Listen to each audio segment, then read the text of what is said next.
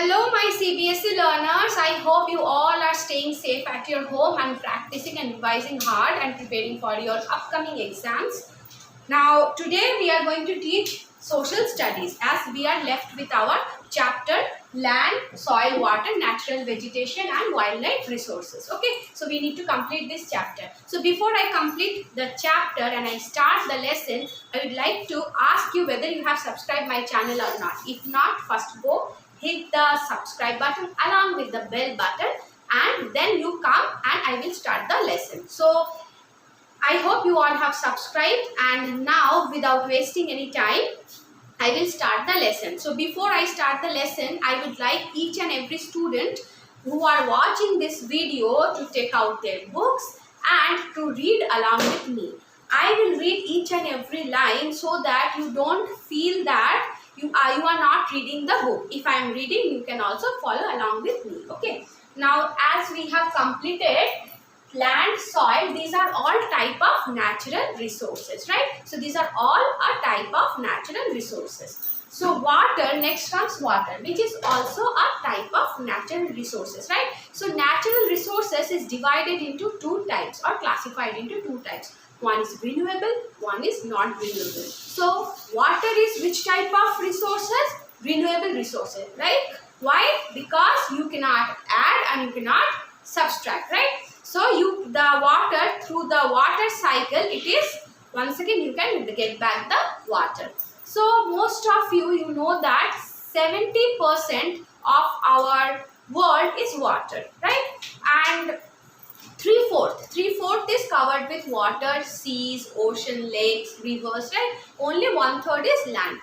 Still, we are having deficiency of water. Why? Because we are not having fresh water. So there are two types of water. One is saline water, one is fresh water. Fresh waters are those water which are available in the form of groundwater, river water, and in form of glaciers, snows and ice. Okay, even waterfalls. Okay, now saline water and ocean waters are, why saline? It is salted in nature and not fit for the human consumption, agriculture or any production. Okay, so ocean and sea water is not suitable for human consumption. So most of the water is actually ocean water. Only 2.7% is fresh water in the form of glaciers,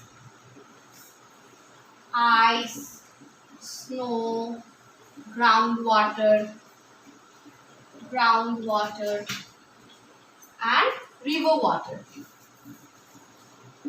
Okay, now in this 2.7% also, only 1% is accessible to human being. Okay, only 1% is accessible to human beings for consumption. Now why water is very important resource, because we are drinking water, we are cooking with the help of water, we are even using for bathing, we are using for agriculture, for crop production, for keeping us hydrated, for each and every work we need water, right? So it is very important resource and 1% is only accessible to us. Why? Because you cannot reach to the glaciers, mountain, waterfalls, right? Everywhere. So the water which you are getting in form of groundwater and river water, that is only accessible to you. Okay. Now in form of groundwater and river water. Okay, now let me read. I will read slowly so that you can follow me. Water is a vital renewable natural resource. 3/4 of the Earth's surface is covered with water. It is therefore appropriately called the water planet. So we can call our planet water planet. Why? Because why it is appropriate? Because Our 3/4 is covered with water in the form of ocean, sea, lakes, river, etc. Okay, and the rest 1/3 is land. So we can aptly call our planet, our Earth, as a water planet. It was the primitive oceans that life began almost 3.5 billion years back. Even today, the oceans cover 2/3 of the Earth's surface and support a rich variety of plant and animal life. Okay, so you can relate whatever I have said, you can relate with the book statement. Okay, the ocean water is, however, saline and not fit for human consumption. Fresh water accounts only for 2.7%. Nearly 70% of this occurs as ice sheets, glaciers in Antarctica, Greenland and mountain regions. Only 1% of fresh water is available and fit for human use. It is found as groundwater, as surface water in rivers, lakes and as water vapor in the atmosphere. So they have given one, do you know? A dripping tap wastes 1200 liters of water in a year. So whenever you find a dripping tap, you can see how much water it is wasting. 1200 liters of water. So if you see a dripping tap, don't forget to off the tap. Okay, and don't keep the tap open in your home. Fresh water is therefore the most precious substance on earth. Water can neither be added nor subtracted from the earth. Its total volume remains constant. Its abundance only seems to vary because it is in constant motion, cycling through the ocean, the air, the land and back again through the process of evaporation, precipitation and runoff. So what is this process called? Evaporation, the evaporation of surface water, then precipitation, condensation, formation of cloud and once again coming back on the earth's surface. This is known as water cycle. Okay, so you can sometimes vary, it can come. So why it is coming? Because of the water cycle. Sometimes it is drying up because of evaporation, then it is precipitation, then formation of cloud, then it comes condensation and then it is coming on the earth's surface as a rainfall. Okay, now humans use huge amount of water not only for drinking and washing but also in process of production, water for agriculture, industries generating electricity through reservoirs of dam and the other resources. So what are the uses of water? This is very important question. Okay, what are the uses of water? Okay, what are the uses of water? Okay, so number A is for drinking and washing. B for agriculture.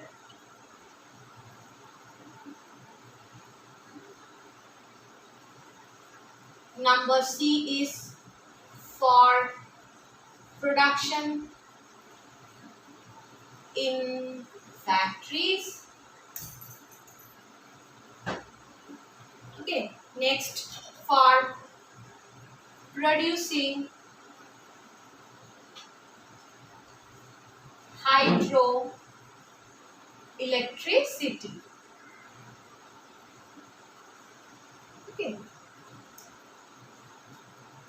Now, increasing population, rising demands for food and cash crops, increasing urbanization and rising standards of living are the major factor leading to shortages in supply of fresh water, either due to drying up of water sources or water pollution. So what are the factors responsible? So these are the uses of water. So you can find out other several uses also. And now what is the reason of shortage of water, fresh water? So we have heard that some places are witnessing drought and some we are not getting water. Some places they are buying water for drinking only. Even for taking shower and all, they have to buy water. Now what is the reason of shortage of water? It is the urbanization, rising of population and increasing cash crops, demand of food and shortages in supply of fresh water. Okay, rising standard of living, increasing population and water pollution also. Increasing water pollution is a major threat because it is making our our water not fit for human consumption. Okay, so I will write down the second one. You can note the questions also. Okay, so the second one is, what are the reasons of water shortage? Okay, and you can say the fresh water shortage also. Okay, now answer are as follows. So, what are the reasons of fresh water shortage? Increasing, first thing is increasing population. The more people are growing, population is growing, their demand of drinking water only, it is also increasing, right? So the first thing is increasing population. The second one is rising demand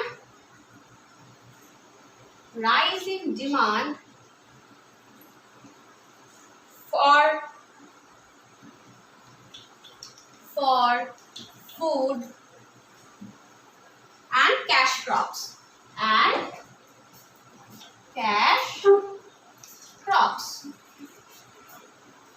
Okay, now number C is increasing urbanization.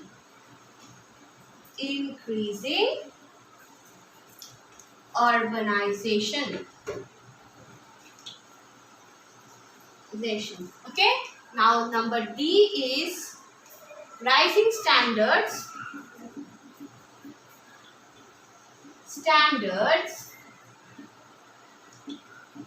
of living. Number E is water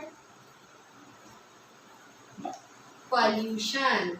This is actually very important reason why we are having shortage of water, why we are having shortage of fresh water fit for human consumption. Okay, now they have given one activity. Actually, I was checking out this activity. So this you can do, and you can alternate how you can how you can find a way to less down the water consumption in your daily domestic life. Okay, now problems of water availability. Why there is a problems of water availability? There is a scarcity of water in many regions of the world. This is, some desert areas are there, some areas there we don't have that much access to water.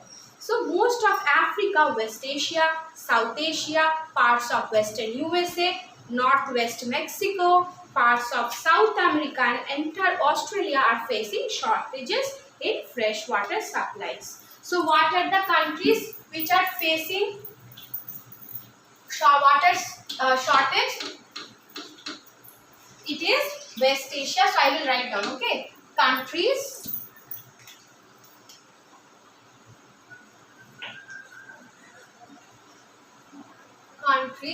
or places which are witnessing shortage of water supply are as follows.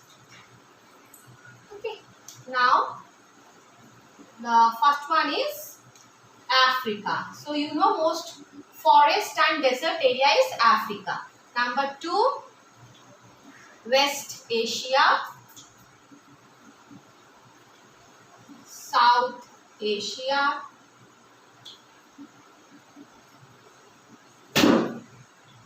Northwest Mexico.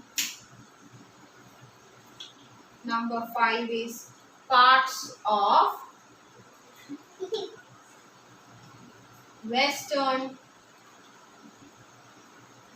USA, okay, Northwest Mexico, parts of Western USA, and parts of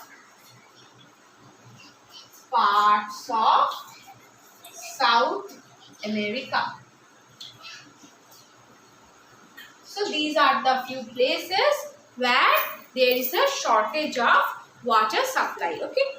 Now the water shortage may be a consequence of variation in seasonal or annual precipitation, or the scarcity is caused by over-exploitation and contamination of water resources. Now in these places it can be the variation in the water cycle. Okay. So maybe it is because of the climate, the water is not evaporating and precipitating, or it is not getting time to condense and precipitate. So there is a very shortage of rainfall. Number 2 is maybe they are overusing the water, or the water is contaminated. Okay. Now they have given one more. Do you know? Have you ever heard about the water market? So really, have you ever heard about the water market? Now it is very common each and everywhere. Okay. Amreli city in Saurashtra region with a population of 1.25 lakhs is completely dependent on purchasing water from the nearby talukas. So the place Amreli city in Saurashtra region, they are having 1.25 lakh population and they are completely buying water for their daily use. Okay. Now how to conserve water. So ultimately after all these discussions comes how to save water, how to save our planet. We will say always, right, that save plants, save planet, save soil, save land, save our planet, and the most important thing is save water and save our planet, right? So how to conserve the water, the measures to conserve water, to preserve water, so that we don't feel ever shortage of water. Okay, so how to conserve water? Measures to conserve water. So the first thing I personally believe is you should stop wasting water. Okay, you should stop wasting water, and you should stop water pollution also. You shouldn't throw anything into and dump it into the water. So first thing, stop using excess of water. This is, I believe personally, you should not waste excess of water. You should not use excess of water. You should not unnecessarily use the water. The second thing is to check on water pollution. Okay. So in water pollution only, you can see that we should not throw the industry's waste directly into the water without filtration, and we should not bathe our kettles in the river, and we shouldn't waste the water. Okay, now let's see what they have given in the text, because these are all my opinions, and let's see what they have given in the text. Access to clean and adequate water sources is a major problem facing the world today. So what is the major problem? We are not getting access to the clean and adequate water which is required for our consumption, right? So steps have to be taken to conserve the dwindling resource. So we should take step, which is right now this resource is it is decreasing, right? Instead of becoming renewable, we know that water is renewable, but it's not renewing. It's in something in the middle. So we should take proper step to save this water. Even though water is a renewable resource, its overuse and pollution make it unfit for use. So already I have said. So what are the reasons? Overuse and pollution. Discharge of untreated or partially treated sewage, agricultural chemicals, and industrial effluents in water bodies are major contaminants.